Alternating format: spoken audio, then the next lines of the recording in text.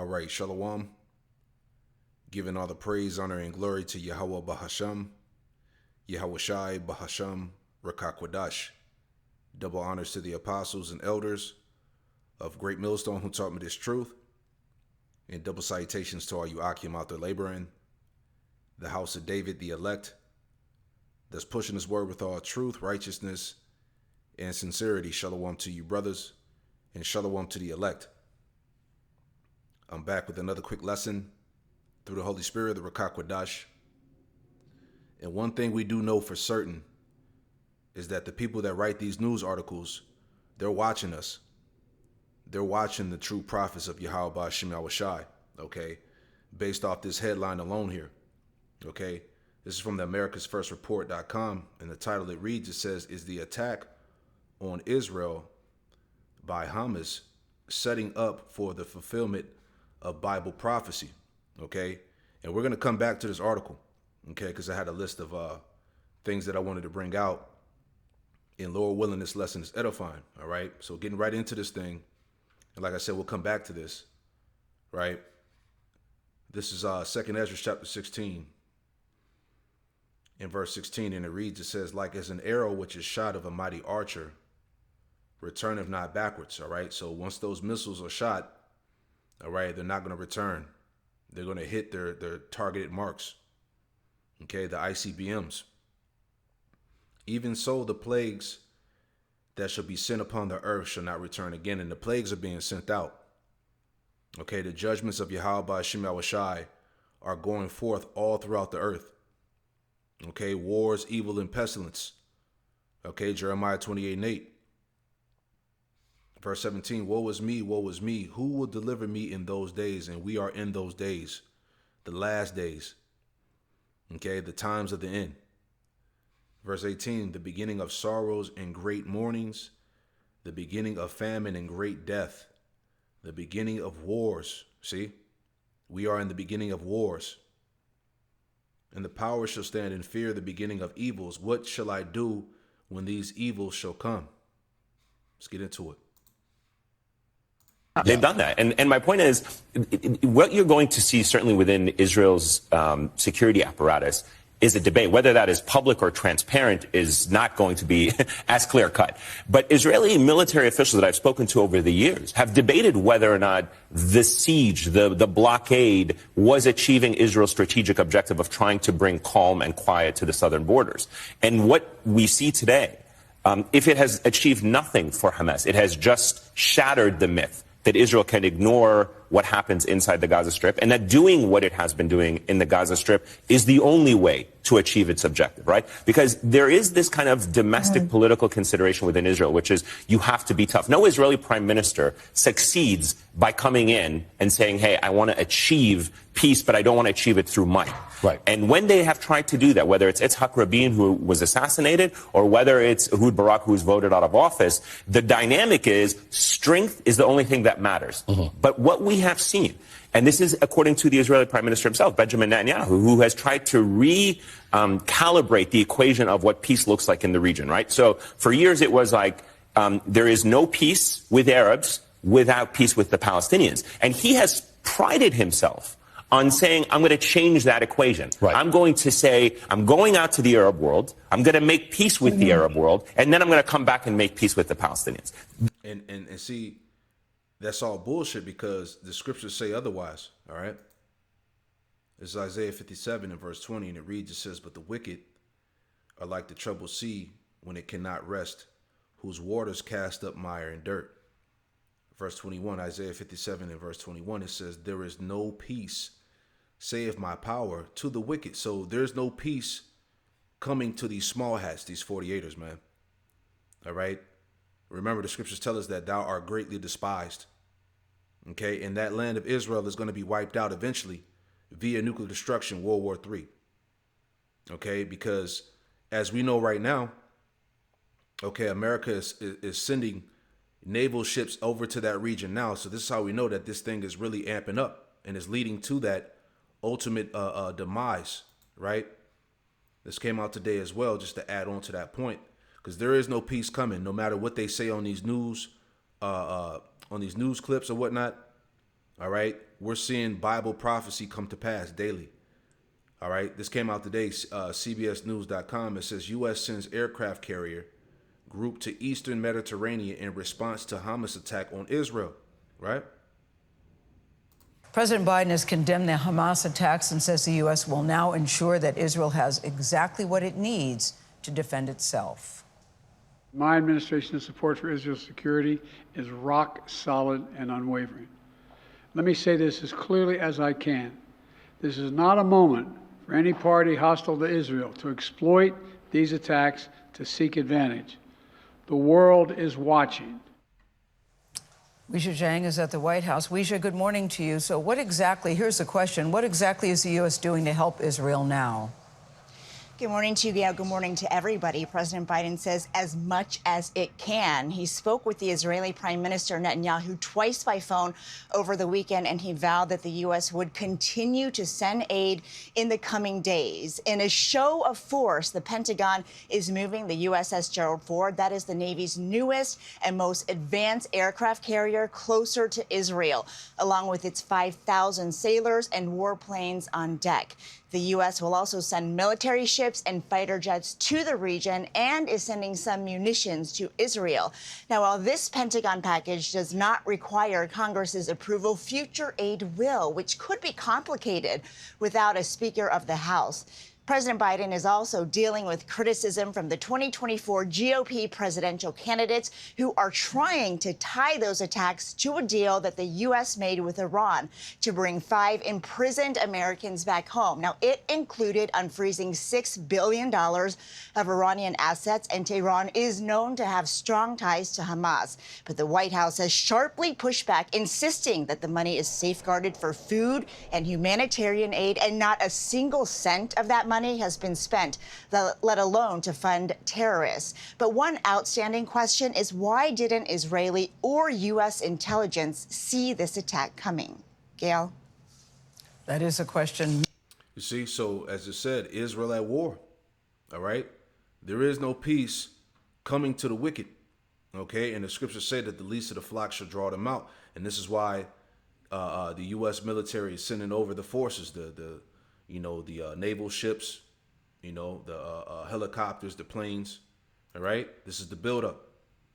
Jeremiah chapter 49 and verse 20. And it reads, it says, therefore hear the counsel of the Lord, Yahweh Ba'ashem Awashai, that he have taken against Edom and his purposes, that he have proposed against the inhabitants of Teman. Surely the least of the flock shall draw them out. So as you see what's going on, all right, those forces are being sent over to the Mediterranean to give aid to Israel, all right, because Israel is going to draw America into World War III. Okay, and you're hearing talks about right now how Iran was behind these attacks, and we know that Iran is allies with Russia. All right, so this thing is playing out beautifully according to the plan of Yahweh Ba'ashem Awashai. Surely the least of the flock shall draw them out. Surely he shall make their habitations desolate with them. Right, because America is being dragged into this war as Bible prophecy is being fulfilled, man. Both America and Israel are going to be wiped out via World War III. You see? 1 Thessalonians chapter 5 and verse 1, and it reads, it says, but of the times and the seasons, brethren, you have no need that I write unto you, because we understand the times and seasons. All right? We're aware of what's going on. For yourselves know perfectly that the day of the Lord, Yahweh Ba'ashem Awashai, so cometh as a thief in the night. This is why we're watching everything. The point, for when they shall say peace and safety, then sudden destruction cometh upon them, as travail upon a woman with child, and they shall not escape. Right. So all this talks of peace and peace in the Middle East and making peace with the Arabs and all of that, it's not going to happen. Okay, the spirit of Yahweh Ba'ashem Awashai is going to escalate this World War III, right? So let's go back to that. Those are his words. So when you look at the most powerful and perhaps like most important peace agreements that Israel has had, the United Arab Emirates, Morocco, Egypt, Jordan, these are countries that at some point were never directly involved in confrontation with Israel, but Israel felt that if I achieve peace with this, I will weaken the Palestinians. I can make the Palestinians then more malleable to the terms of the agreement. Because all their friends in the region are not into this fight. And what the Palestinians have said repeatedly was that they can have peace with these countries, but it's not going to fundamentally change the dynamic on the ground. Yeah, but it's not going to happen, right? And a lot of these, other countries in this region, in the so-called Middle East or whatnot, all right, they're ready to go to war with the 48ers, man. Okay, this is why all this tension is getting hot. All right, it's Obadiah 1:1. Edom will be humbled. It says, "The vision of Obadiah, thus saith the Lord, power Yahweh Shemel Shai concerning Edom. We have heard a rumor from the Lord Yahweh Shemel Shai, an ambassador is sent among the heathen. Arise ye and let us rise up against her in battle." So this is happening, man. Okay? These nations are prepared to go to war. Okay? These nations are rising up against Amalek right now. Okay? The judgment is going out. You see? It says, "Behold, I have made thee small among the heathen. Thou art greatly despised." Yeah. These 48ers, these small hats are greatly despised, man. Okay? They regard these devils as Satan, man. Great Satan out there, man. America too. Okay, so these Edomites are greatly despised, and that's why the earth is rising up against her. All right, Babylon, America. This thing is literally going down. We're witnessing Bible prophecy happen. Okay, so Lord willing, this thing continues to escalate. And the Palestinian Authority has said that, but it's weak, so it's unable to actually change the dynamic or try to impose that calculation on Israel. Hamas, on the other hand, has a different approach, a militant one, a violent one. Not all Palestinians accept it. And it's also very, to know this point earlier, Palestinians are not monolithic. It would be very naive to just simply say every Palestinian agrees with what Hamas is doing. But Hamas is saying, well, if nobody is able to defend what is happening for Palestinians in the West Bank or in East Jerusalem with the home demolitions, the arrests, the children being killed, the desecration of holy sites, if they're unable to do that, then we only have the ability to do it with military might and crude weapons and military. And that's why I go back to that point that the Israeli prime minister was making, which is, I'm going out to reach peace with the Arab world, and I'm going to come back and make peace with the Palestinians. And here's ultimately the end result of that, which is you have ignored the Palestinians. And I'm not saying he's ignored it in the sense of saying, oh, we're not dealing with the Palestinians or we're not prepared to deal with the Palestinians. It's simply saying, I'm going to put the priority of our resources on peace with Saudi Arabia. I'm going to put the priority of our resources on peace with the United Arab Emirates and others. And I'm going to get the Americans to buy into that. I'm going to get the Europeans to buy into that. And when others were saying, listen, that's important, that's good, that's going to matter, but it's not going to change what is happening on the ground every day for Israelis. Because let me add on to that. There's another scripture dealing with the peace. It's not going to happen, man. They shall seek peace, right? But then sudden destruction is going to fall upon them. All right, this is Ezekiel chapter 7. In verse 25, it says, "Destruction cometh, and they shall seek peace, and there shall be none." Exactly. All right. The will of the Lord, the will of Yahweh Shema Shai will come to pass. All right. This is the buildup, as Yahweh Shai warned us of, man. The beginning of sorrows, the beginning of wars. All right.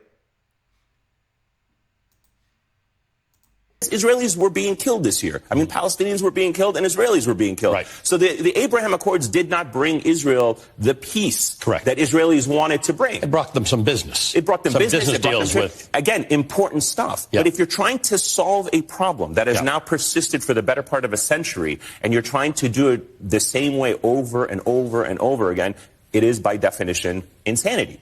And what we're seeing today are very deadly consequences of failed policies, failure on the American administration's part to change course, to take a different course of action with how it deals with the Palestinians and the Israelis, failure on Israel's part, failure on the region's part, to not be able to say, this is an issue that matters. Because what is it that we've heard over the years? Everybody would come and say, the Arabs don't care about the Palestinians anymore, right? They'd say, like, look, the Saudis don't care about the Palestinians. The Emiratis don't care about the Palestinians. The Egyptians don't care about the Palestinians. They're left on their own. They're now weak, and now they're going to be able to be subject to what we want a final peace agreement to look like. And I've seen the point that others have made today, which is if you had thought that the two-state solution was alive before today, you would be a fool to think that after today, a two-state solution is possible, right? I mean, you had right-wing Israeli government ministers who've been calling for annexation for months. Well, you spoke to the former prime minister, Bennett, who very clearly, he's got a map. Yeah. And it looks like, and the West Bank looks like Swiss cheese on his map. And he's fine with that we'll just control this. They won't have the vote. It is what it is. That's what Israel needs for peace. Economic liberation, not political liberation, right? That's the kind of unofficial policy here. Is like, we'll keep the Palestinians in the West Bank and the East Jerusalem economically viable, but they are not going to have any political rights over their livelihood or self-determination. And Gaza, we're going to try to manage it as a low-level conflict. Whenever it flares, we will carry out a strike. Same thing with like what. Right. So the point here, man, is it's just simply time for the small hat to go, man. All right. You're not the people. All right. And that information is out there, and the whole world understands that. Right. And this is why the whole planet Earth ultimately is rising up against them. All right. Against Esau, against these devils. Let's get that real quick. This is Job. This is Job chapter 18. We'll get straight to the point here. Okay. This is Job 18 and 15. It says, it shall dwell in his tabernacle because it is none of his, right? And how did they get that land? All right. By the Balfour Declaration, 1917. And then you had the creation of the Ish state in 1948. You know, that land was bought and paid for. Ezekiel 36. Even the enemy have said, aha, you know, the Holy Land is in our possession, roughly paraphrasing. Okay? Scriptures say that Idumea would be possessing the land. These Edomites. So that destruction is going to come upon that land. It shall dwell in his tabernacle because it is none of his. Brimstone shall be scattered upon his habitation. His roots shall be dried up beneath, and above shall his branch be cut off. His remembrance shall perish from the earth, and he shall have no name in the street. He shall be driven from light into darkness and chased out of the world. And this is what's happening right now. This is why the earth is rising up against Esau. All right? Them devils over there in Israel.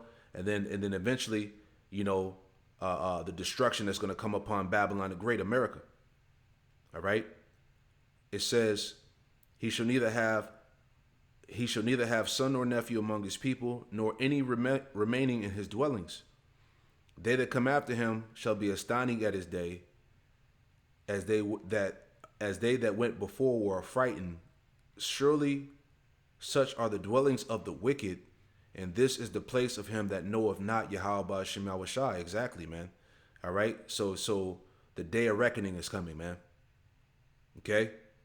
And look how the Lord is moving, man. You know, earthquakes, great death and destruction. Things are happening globally every day, man. Things that are being reported and things that are going unreported. All right. Yahweh Shema Shai is ultimately, you know, doing heavy work right now, man. Okay? Because them devils, they don't belong in that land. And that's known. And that's understood. All right, let me get one more real quick. Job chapter 20, verse 27, it reads, it says, the heavens shall reveal his iniquity, and the earth shall rise up against him. Who? Esau. Okay, he's being revealed. He is the wicked. You're not the people of the Lord. You're responsible for all the havoc and chaos and destruction. You see? It says, the increase of his house shall depart, his goods shall flow away in the day of his wrath. Yeah, that nuclear destruction. This is the portion of a wicked man from the Most High, and the heritage appointed unto him by Yahweh Shema Shai. See that? Let's grab this article too before I get to that main one.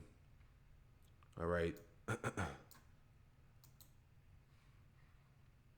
So this is from trendingpoliticsnews.com. It says, confirmed, weapons left behind by Biden in Afghanistan are being used to attack Israel, right? Because remember, they pulled out of Afghanistan, I want to say, was it like last year? And they left all that artillery over there, the weapons, which got into the hands of the so-called, the Taliban, and all of that. So, everything is set up, okay, as we've been telling you, all right? The world is a stage, the theater of war, So it says U.S. weapons are reportedly being used by Palestinian militants to slaughter innocent civilians, thanks to Biden's disastrous Afghan war withdrawal.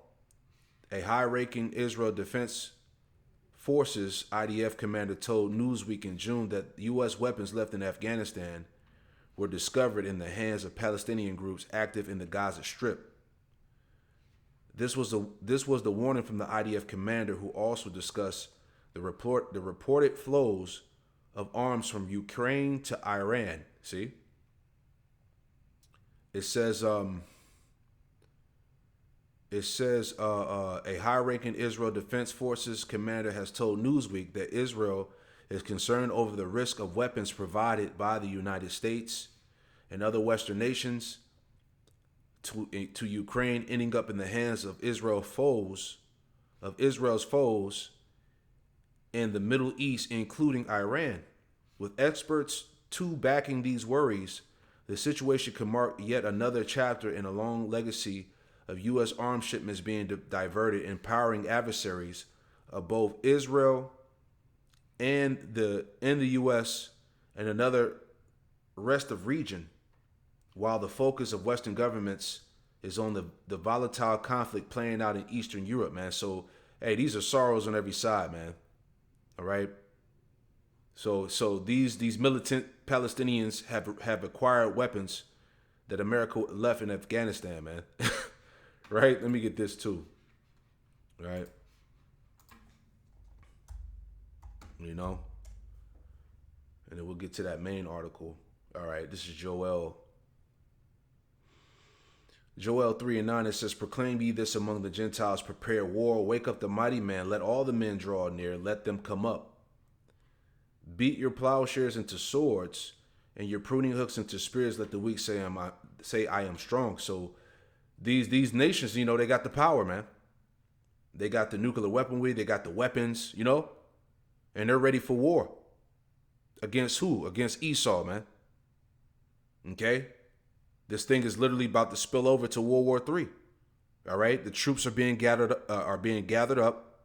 All right, into that Middle Eastern region. All right, in the valley of Yehoshaphat, and it's about to go down, man. Okay, assemble yourselves and come, all you heathen, and gather yourselves together round about. Thither cause thy mighty ones to come down, O Lord Yahweh Shema Shai. Right, and the angels of the Lord are working. Okay, putting that spirit on the minds of these world leaders to fulfill prophecy, man. World War III. It says, verse 12, "Let the heathen be wakened and come up to the valley of Yehoshaphat, for there will I sit to judge all the heathen round about." So the Lord is, as I said, the Lord is putting in the work.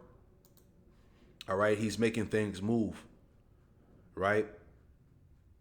Let's see. Is there anything else I want to read in here? All right, so these are apparently some of the forces that are slaughtering those small hatters out there in Israel, these militant forces, they said. All right. Joe Biden paid Iran millions. Our money funded this terror. Exactly. I wouldn't be surprised, man. Right? A lot of shit going on behind the scenes. But anyway, I want to get into this main article here. Because like I said, these people are definitely watching the true prophets of the Lord. All right. So back in this article here, it says, is the attack on Israel by Hamas setting up for the fulfillment of Bible prophecy? All right, so let's jump down. Okay.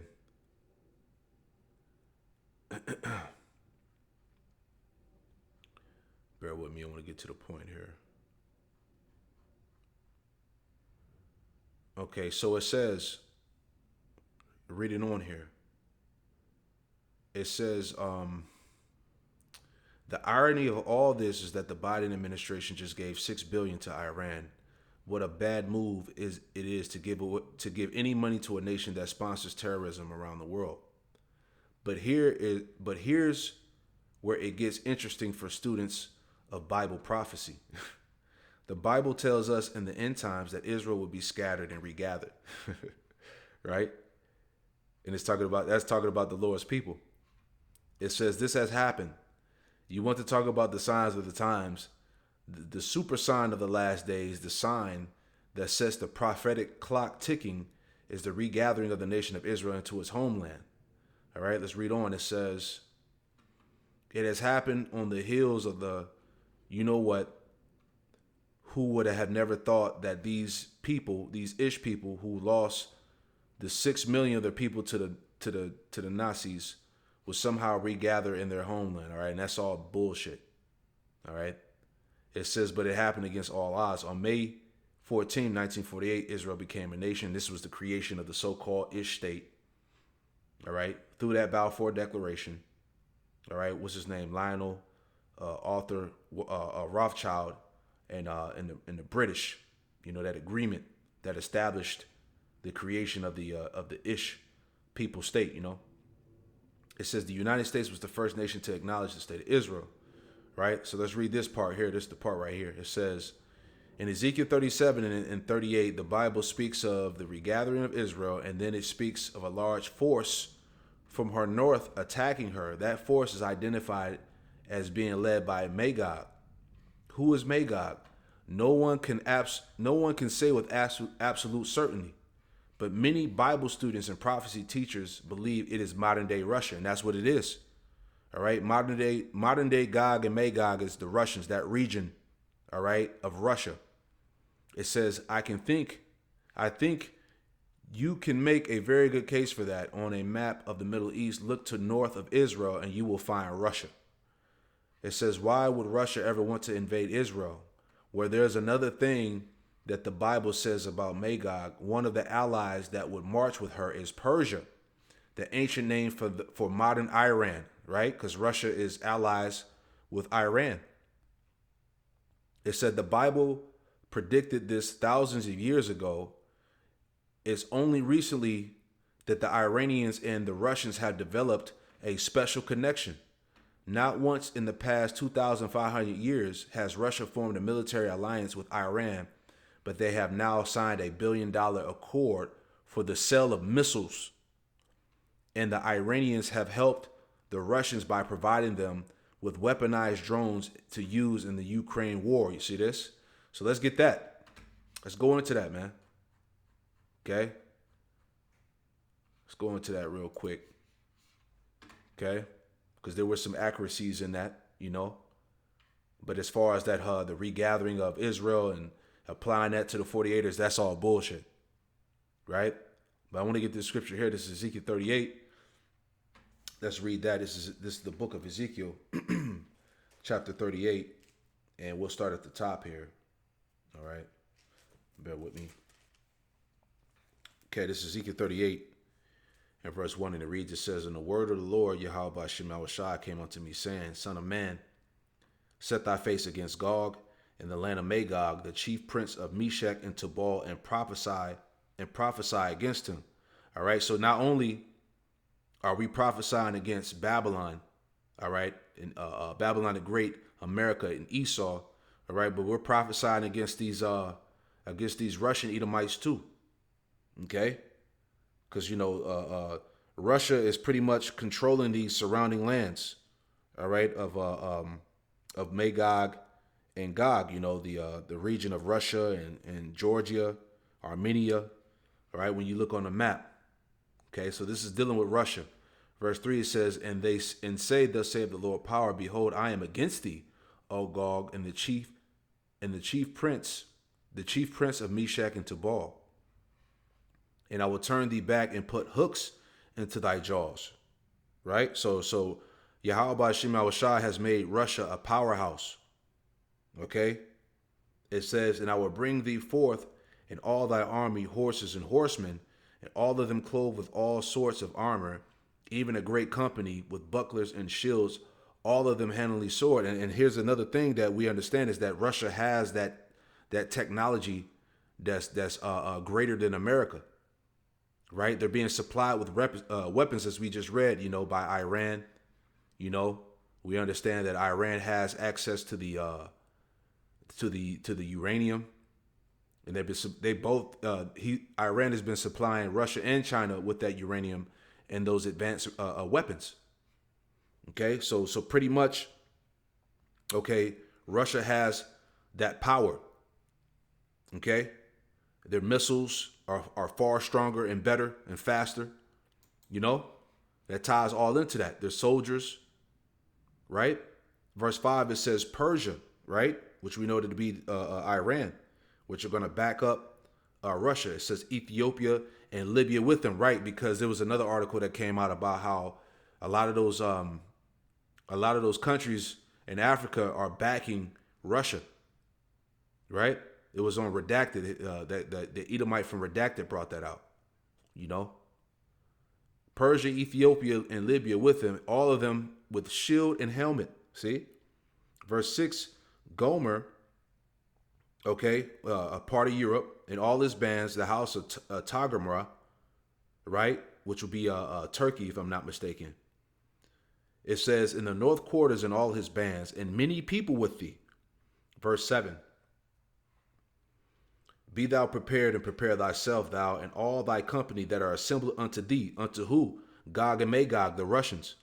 It says, be thou a guard unto them. You see that? So Russia has a major alliance with these nations, man. And Russia's going to be a guard unto them. Verse 8, it says, after many days thou shalt be visited. In the latter years thou shalt come into the land that is brought back from the sword, and is gathered out of many people against the mountains of Israel, which have been always waste. But it is brought forth out of the nations, and they shall dwell safely, all of them. It says, thou shalt ascend and come like a storm. All right, getting into these troops. Thou shalt be like a cloud to cover the land. And see, Israel is going to get invaded, man. Israel is going to get hit. Okay? Thou and all thy bands and many people with thee. Thus saith the Lord power, Yahweh Shema Washai, shall come to pass at that same time.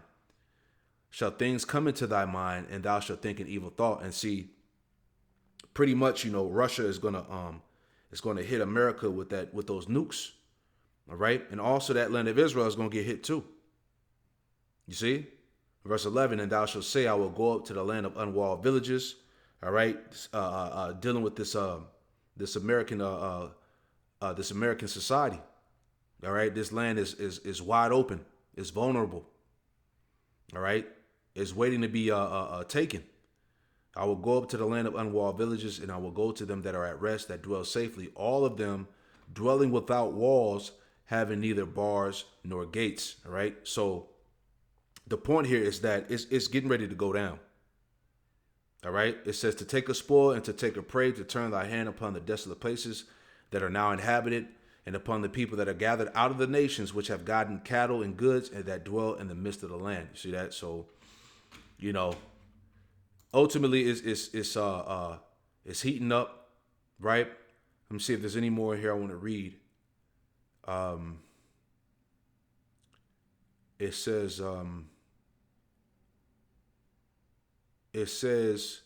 let's just say for the sake of a point, if they decided to strike at Iran specifically because of their funding of this attack, what would this produce? It could produce the conflict we read about in Ezekiel.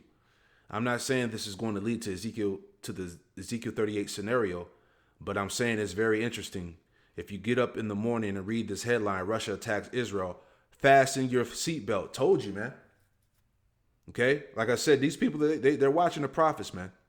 It says you're seeing Bible prophecy fulfilled in your lifetime, a real time before your very eyes. Exactly, man. All right? All these people are watching the men of the Lord. Right? So this thing is going to happen in your lifetime, right? Let me get that too. Ezekiel 12 and 21, right? All right, this is Ezekiel 21. Ezekiel 12 and 21, and it reads, it says, and the word of the Lord, Yahweh Shema Shai, came unto me, saying, Son of man, what is that proverb that you have in the land of Israel, saying, the days are prolonged and every vision faileth? Right? And this is what our people say, that the end is is not coming in our lifetime, you know. It's not going to happen anytime soon. Tell them, therefore, thus saith the Lord power, Yahweh Shema I will make this proverb to cease, and they shall no more use it as a proverb in Israel, but say unto them, the days are at hand, the effect of every vision. Yeah, the prophecies. These things are coming to pass daily. All right, like the elder brothers say, you know, Bible prophecy is jumping off the pages, man. For there should be no more any vain vision nor flattering divination within the house of Israel. For I am the Lord, Yahweh Shema I will speak, and the word that I shall speak shall come to pass. It shall no more be prolonged. For in your days, O rebellious house, I will say the word and will perform it, saith the Lord power, Yahweh Shema and he's doing that. Okay? The word of the Lord is not going out null and void. It's happening. The will of Yahweh Shema is being executed. Again, the word of the Lord, Yahweh Shema came to me, saying, Son of man, behold, the house of Israel say, the vision that he seeth is for many days to come, and he prophesied of times that are far off. And clearly that's not the case. All right? Things are amplified. It's happening. Hey, Romans 13:11, you know. Let me get that. You know. Romans 13:11. Romans 13:11, it reads and says, in that knowing the time, that now it is high time to awake out of sleep, for now is our salvation nearer than we believe. You see? It's a high time that you Israelites wake out of sleep. Our salvation is closer than we understand. Finishing it out. Ezekiel 12:28, it says, therefore saith unto them, thus saith the Lord power, Yahweh Shema there shall none of my words be prolonged any more, but the word which I have spoken shall be done, saith the Lord power, Yahweh Shema. So it's happening, Jake. Right? So, hey, I pray that this lesson was edifying. Okay? Like I said, you know, the Lord is making things happen. We're going to continue to watch out for these prophecies, man. And, you know, 2023 has been the year of the hopeful year that all these prophecies come to pass. So I pray that this lesson was edifying. We'll give all praise, honor, and glory to Yahweh Bahasham, Yahweh Shai Bahasham, Rakakwadash, and Shalom to the next one. Shalom.